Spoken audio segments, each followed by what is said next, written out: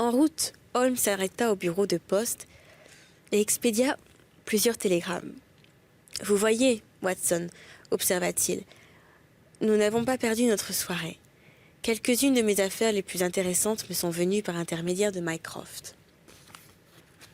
Le problème dont nous avons écouté l'exposé, bien qu'il ne souffre qu'une explication, comporte pourtant quelques données assez peu banales.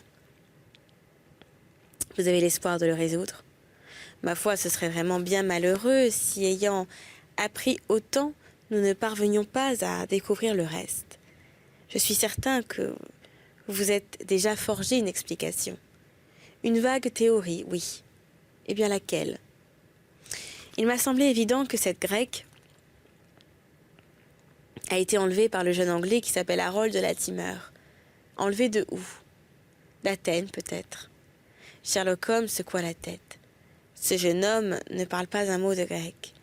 La dame parle à peu près l'anglais. J'en déduis qu'elle a passé quelque temps en Angleterre, mais que lui n'est pas allé en Grèce. Bon, alors nous supposerons qu'elle est venue faire un séjour en Angleterre et que ce Harold l'a persuadée de venir avec lui. Cela est plus probable. Puis le frère, car ils sont, je pense, frères et sœurs, est venu en Angleterre pour intervenir. Imprudemment, il est tombé au pouvoir du jeune homme et de son complice plus âgé. Ils l'ont séquestré, ont usé de violence pour lui faire signer un papier destiné à leur transférer la fortune de la jeune fille dont ils croient être le curateur. Ils refusent de signer afin de l'amener à composition où ils ont eu besoin d'un interprète et ils ont choisi Monsieur Mélas après en avoir pris un autre auparavant.